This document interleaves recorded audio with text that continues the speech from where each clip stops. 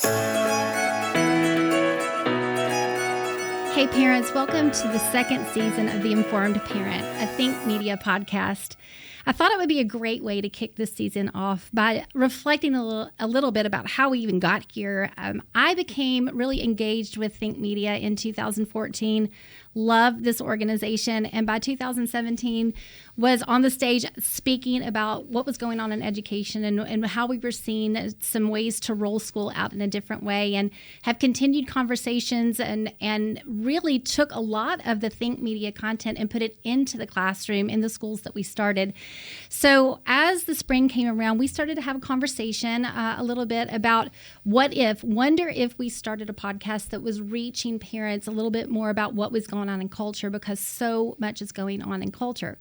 So thought it would be fun and a great idea today to kick off the season with Gabe Lyons, who's become a great friend, who is the founder and president of Think Media, and hear a little bit more about his passion and what he feels is important about this channel, really, of culture. Yeah. Well, Suzanne, thank you. And I'm so glad that you're joining us and beginning a season that's going to be so important. I'm a parent, so I have 4 children. They're ages 22, 20, 18, and 10. And so Rebecca and I together have navigated being parents and all the things that go with being parents, right? All those first-time questions you have. Where are we going to send our children to school? Absolutely. And how do we partner as a couple to educate our children, and what's our responsibility versus what are we asking a school to do or the church? And I think everybody realizes in today's world, we have to take this so much more seriously. And I've always appreciated, Suzanne, that you've been a voice I know Rebecca and I could trust, because you've done the work, you've done the research, you understand not just what's happening today, but I think I love that you have this perspective about what's coming and what's happening tomorrow, and what are the policies that are coming down the pike for us in our education systems, what are the curriculums that are being taught, as well as how do we as parents take our rightful responsibilities in leading our families and not rely on everyone else to do the work that we are equipped to do. And so because you have such a strong voice and a convicted voice about this, I'm excited that this is part of our Think Media podcast network, where we're trying to help parents know how to think well about parenting, about your relationship as a couple as it relates to being unified, about what the vision is for your family, because we know that the family is at the core of God's vision for humanity to flourish. And it's literally how creation started. It's the beginning of the nucleus of like everything starts to play out from a healthy family. And we're living in very confusing times. We are. I know you get questions all the time on social media, emails, through Beacon Parent. You guys have been fielding the questions for a long time, but I mean, is your sense that right now it's just rampant, that parents are desperate to know what to do? Absolutely. I find it just fascinating. I've been teaching Bible studies for parents for a few years, but for mamas for over 20. And I launched this past semester. I did a 12-week study, and I had moms in the room from ages 20 to 75. Wow. And typically it's young mamas that show up, but there is this hunger to understand their children, but there's a hunger to understand what is unfolding. Mm-hmm. And what I found really interesting, I taught through the book of James, which is a wisdom book. Mm-hmm. And as I taught through, I was sharing what is the worldview that opposes what this part of Scripture is. And there was, they leaned in such a way, they were so hungry, because I don't think we talk about worldview as much as we should. And I think one of the things that's happening in the realm of education is it's not just math, science, and even history, whether you agree with the history that's being taught or not. It's the way it's being taught is framing the way children view the world. And as parents, we don't necessarily think of that because we don't think that's what school is about. Right. And so when they come home with a different worldview and parents can't identify what that is, so they don't know how to combat it, it causes confusion in the parents and in the home as well. Well, it used to be we could rely on our partner in education, the school, to do reading, writing, arithmetic. And there were other things that maybe got built into that socially that was happening. But clearly today, kids are learning way more than reading, writing, and arithmetic. In fact, those things aren't always being learned or taught. Right. They're being diminished, for sure. They're being diminished, and there's a whole different type of education taking place. And I think we're just in this place as convicted Christians where we must step into this moment as parents and take seriously our rightful responsibility to engage with our children, to understand what they're hearing and learning, and to recognize that we're in a new moment where our children really aren't experiencing childhood anymore. Not at all. There's this book, Neil Postman wrote a book called Building a Bridge to the 18th Century, where he defines in this book that the 1700s was a great season for human flourishing because childhood was being protected, and that children for a long time had been subjected to really the same type of information and exposure to work, to all kinds of things in life from the earliest ages. And of course, the life expectancy was much lower in those times. But in the 1700s, they started to actually say, no, children need space. They need space to learn and to grow and to play and to really develop their mind and their hearts and to develop what can establish for them the foundations that will help them flourish into the future. And what he's arguing for, this was 1997, he wrote this book, but he said in our current moment, we've lost childhood. Our kids don't have a childhood anymore. And that was before the phone. Yeah, that was 1997. Yeah, that was 97. That was like televisions were in, and he was talking about if our children are hearing the same news headlines that we hear as adults, they're not ready for that. Well, just imagine where we're at now at this moment, to where in 2024, our children are hearing and exposed to everything, and you almost can't escape it, that an adult is, and their minds are not prepared for that. And so the role of this conversation that we're kicking off today, but this whole season, I think is going to be about parents starting to get around this concept of, okay, how do I provide childhood again for my children? Right. How do I understand the threats to that and where they're coming from? And how do I, as a parent, rightfully step in and take responsibility to protect, to guard, to put the boundaries up? And we recognize that as parents, not every parent has every option available to them. Absolutely. And so I know the first season, we talked a lot about alternatives, right? And maybe define for people what we talked about first season versus where this season's going to go. Yeah, the first season I really focused a lot on what is the curriculum? Like literally what are they learning and how are they learning? So when you talk about a loss of childhood, we're not just talking about they're exposed to TV instead of playing outside at this point. We're talking about curriculum that tells a 5-year-old you can choose your gender. Right. At 5. Mm-hmm. So by 8, here's the smorgasbord of genders you can choose from in a classroom from adults they're supposed to be trusting. So that a loss of childhood is just, it's unbelievable. So really want parents to understand this is not just happening in a school or a state. This is across the country. But also, there are so many alternatives to great education right now. There's so much great content and curriculum that parents maybe don't know about. Yeah. So we had someone talking about homeschooling in the south side of Chicago in a neighborhood that you would not anticipate that this was growing and flourishing. Just pods. What is a pod? What's a micro school? What's an online school? What are the pros? What are the cons? What's a hybrid? The schools that we started were hybrid schools. And so there's so many options, and want parents to understand it's not just a one size fits all. Yeah. But and it's intimidating, right? Because for parents, working parents who don't know how they would do that, it's like they hear homeschool and go like this. Absolutely. Like, don't talk to me about that. I know that'd be nice. It'd be great. That's not my life. I know for Rebecca and I, we homeschooled in New York City. And we had no capacity to do it. We were so overwhelmed with just life in New York City, but we were in the New York City public school system. Yeah. And we refused to have our children after some instances happened, I would say a decade ahead of some of the things we're talking about now. We said, we've got to take this back. And Rebecca and I figured out how we were going to partner and figured out it was hard. It was tough. Hard. But we tried to figure it out. And there are so many more options available today than there were a decade ago. And people helping.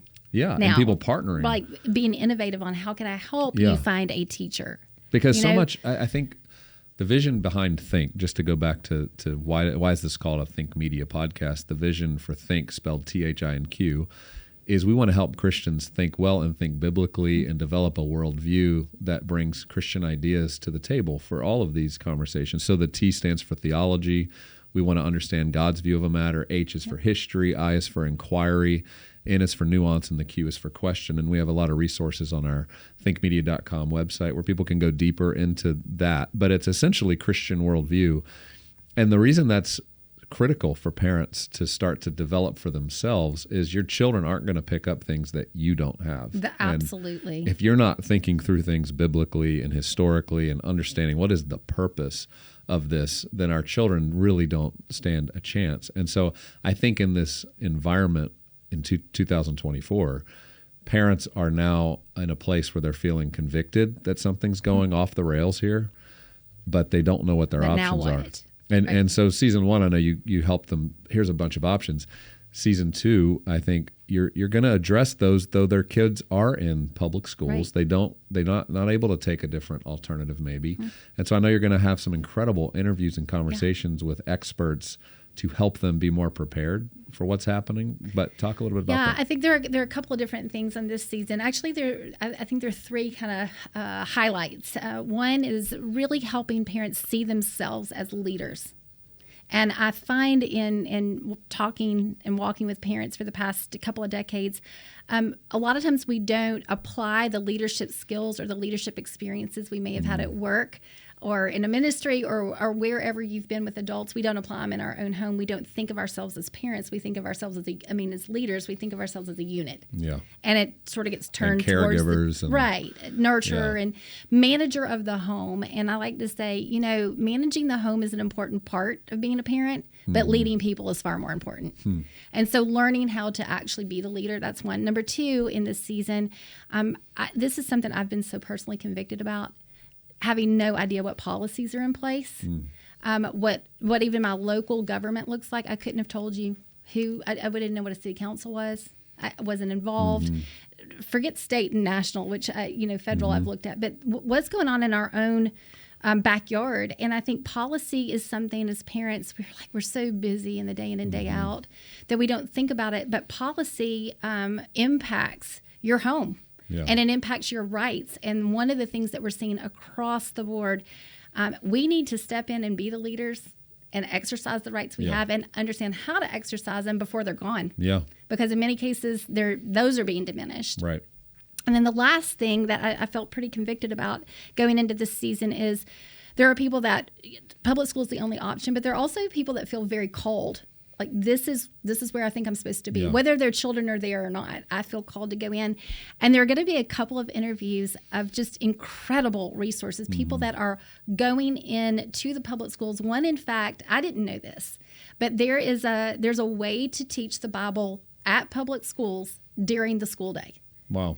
And it was put in place, the policy, the Supreme Court put it in place in 1952, and none of us know about it. Wow. So there are some credible ways to protect your own children or to help with your own children, but also to reach others. Yeah, that's exciting. In a school setting. And what I love is you have experts that are in this field. They've studied it. They know it better than any probably parent is going to have the time to do the reading, to understand, and to navigate. And that's what I love about you. I know from my life is you've always been somebody I could trust to help know who to listen to. And if I want to go deeper, these episodes will take people, I think, pretty deep. But if they want to go deeper, there's going to be ways they can just keep going down that path, get introduced to these experts. And so I think that's going to be, inspiring and helpful. And that's what we need right now, honestly, Suzanne. We just need help. We all need it. We need guidance. We get too much information. We're kind of overwhelmed by the amount of content. And so our goal isn't that the informed parent becomes another just pile on of content, but it's actually directive and helpful. And I know there's some things coming in policies. Maybe you could give us a couple of examples. I know we talked about the medical is one you're covering, but what are a couple examples of some things that parents right now, as they look to this year ahead, they just need to start having their radar up that you're going to cover in future episodes? Yeah, there are a couple that are very significant. And one is the school-based health centers. And they've been titled medical homes for your children. And these are not, these aren't the school clinic where the nurse is. This is a facility that is on the campus that's separate from the school.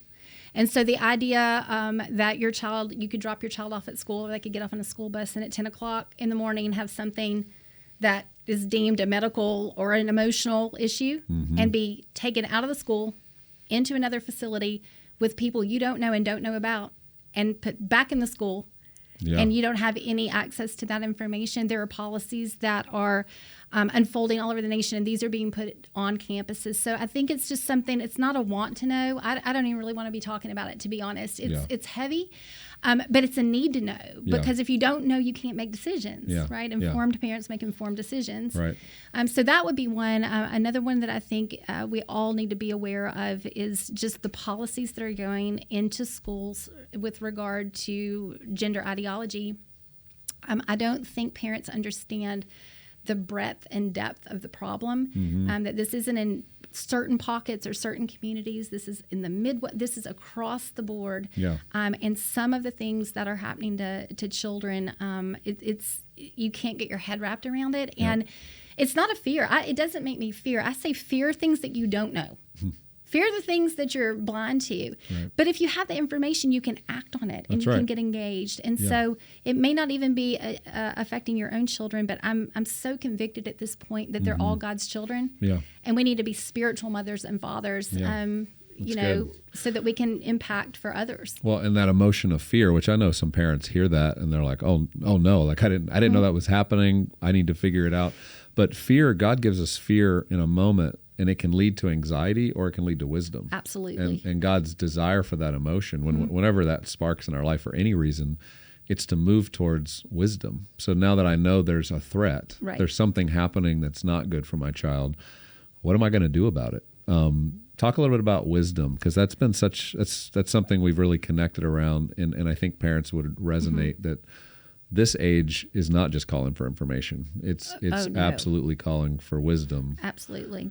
So I think, in the definition of true education, it's the four components are to instruct, to correct, to take knowledge to a place of wisdom. It doesn't stop at knowledge. And the formation of habits or manners. That's what true education is.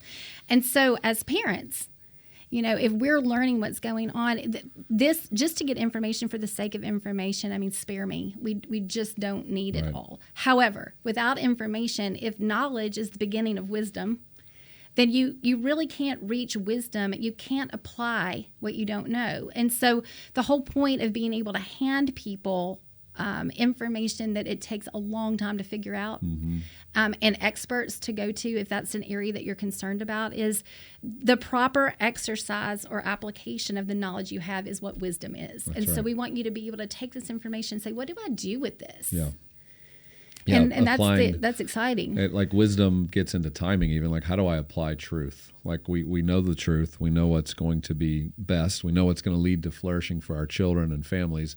How do I apply it? Where do I apply it? Who do I talk to learn more? And I think my encouragement to families and parents listening to this is do this together. If you hear an episode, maybe you're a mother and you're listening to it, like share with your husband the episodes that you're like, we need to have a conversation about this, and together approach these things so you're not alone, because it can feel overwhelming. And when we get overwhelmed, we tend to just shut it off, and we want to block it out. And we get that. Like Suzanne doesn't want to be talking about some of these things, right?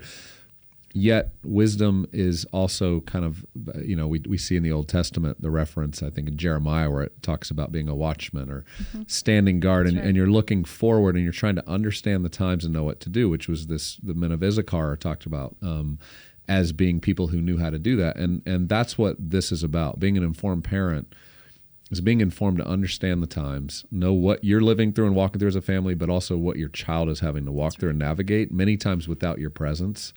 And how are you going to step in and protect and be the mother or the father that they need, that takes responsibility and authority for who God's given to you, and how you're going to take dominion in that way, and you're going to make sure that for your family that you're going to do as much as possible to help that child develop and grow in the ways of the Lord, and to confront evil where we see it, and to confront lies, and to be able to do that in a way that can be kind and honest and convicted, but also is bold. And I think the more you as a parent don't feel alone in this, the more this whole conversation becomes reality. And I think the enemy always wants us to feel isolated and alone. And in fact, the way that change will happen around any of the policies we're talking about is collective action. And it's the idea that I'm not on my own as a parent or a family deciding to do this, but there's 3 other couples. Absolutely. And I'm getting to know some other parents in the classroom with my kids, and we all feel this way. And so we're going to together go have a That's right. conversation about that instead of being quiet, because in our silence, that's how evil moves forward. That's right. And we're going to be gone. Our children, are going to be left with something. They're going to be left with a worldview. They're going to have to walk out, their life with a worldview that we're not around to coach and guide and offer wisdom at some point. And so I feel like as a parent, when you get overwhelmed and you think, oh, I don't want to have this hard conversation, or I don't want to confront this teacher, or I don't want to call my legislator, which takes 32 seconds. I mean, this is not a hard thing to do if we learn how to do it. For me, I put in front of me, when I'm gone, are my children going to be able to stand? Mm-hmm.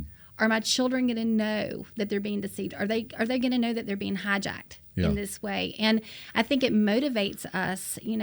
For me, I might not do something for myself that I would absolutely do for my children, Right. And so I think that's why you've seen mama bears rising up and sort of saying, hey, no, not on my watch. And as a lot of their concerns have proven out, now you're starting to see the dads show up. Right. And that gets super impactful, when the dads step into a community or school board meeting or whatever and say, mm-mm. And I also want to talk to the feeling that these things are just going to move forward regardless of what we do or say. And so therefore we start to really back away from taking responsibility and leadership in this. At Think, we talk about all of us being thought leaders. And I love that you're addressing that concept of just leadership, because as parents, you are able to shape the thinking of your children and other parents in your community and network. And that's what we're wanting to do with this, as well as everything that's available at thinkmedia.com. It's designed to help you start important conversations where you don't need to be the expert. That's right. In this conversation, you don't need to be the expert. Suzanne's going to help guide us during this season to know who the experts are and to know what we need to hear from them. And it's going to help simplify this conversation. Mm-hmm. But what you can do is to share an episode with other friends, other people in other parts of the country that are going to be dealing with these same things, and to start to grow awareness so that people don't feel alone. I think when we start to realize we're not alone and we start to build other options, then there's a empowerment that comes with that. Absolutely. There's meaning and purpose that comes with it, because we aren't just doing it for ourselves. We're not just trying to get through. And I know a lot of people that I talk to have this sense of, things are getting worse. Like, this is getting pretty bad. And there's almost like, let's just kind of get through it till my kids are old enough not to deal with it. And Suzanne, you're right. Yeah, it's not going away. As Christians, that's not how we can think about how, this. We have to,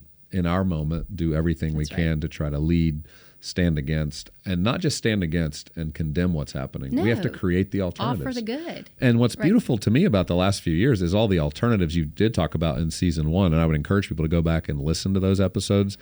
Micro schools, pods, churches now coming around and creating ways and alternatives for parents to be able to have a partner in this, to not feel alone, like they just have to go homeschool and they're completely isolated. And I talk a little bit about this in other areas of Think Media, but building this parallel, and you're building a parallel structure next to the current education system. We've all just adopted and assumed is the way it has to go, but you've been working on this for years. Building a parallel that now is gaining traction. And what I've found is, for parents, when they realize they have another option, there's a moment where they decide, okay, I'm going to jump to this other option. That's right. I'm going to jump to this parallel.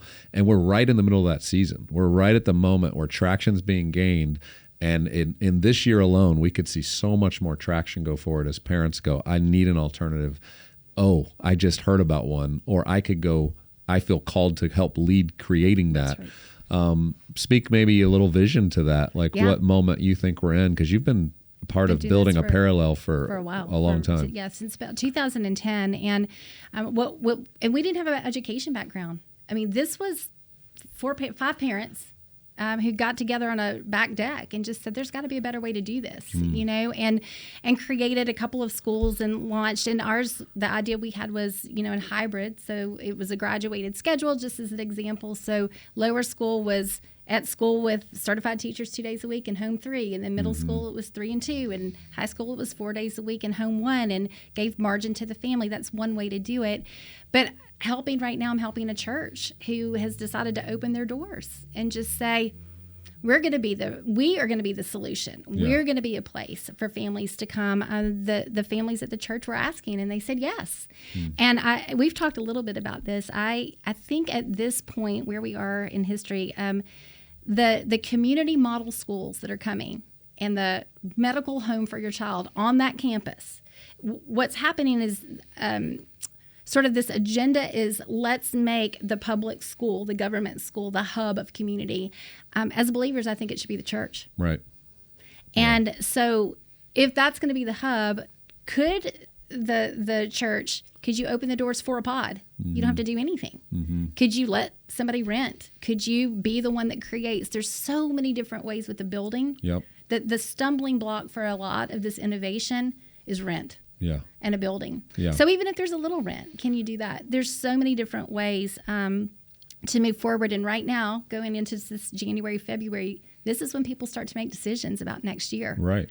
Yeah. And right. I would recommend is that if you're concerned and you haven't looked at any other option, you're just going to do what you've always done, I would just say, could you go to a couple of preview events and just see what's going on? Could you make a few phone calls? Could you talk to someone who's done something different if something's off in your spirit and you're thinking, maybe I should try something? Or in your church, speak to people in leadership that lead, whether it's the youth or that side of the organization of the church or actually to the pastor, leadership, elders, people who are responsible in that church say we need an option.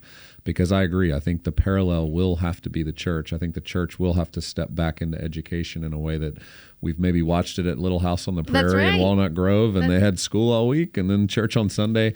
There's going to be some version of that, and it's happening. But I think more and more churches are literally, almost every church is going to need to ask the question, absolutely what can we be doing to help families right now navigate this new terrain? So I'm excited for the season to learn and to continue just along with you to follow all that you're going to bring to us. So thank you for doing this, and excited to see this season get kicked off. Awesome. Thanks for the opportunity. I'm looking forward to it. So join us for season 2. Every week we're going to have a new episode. So we're excited to walk this journey with you.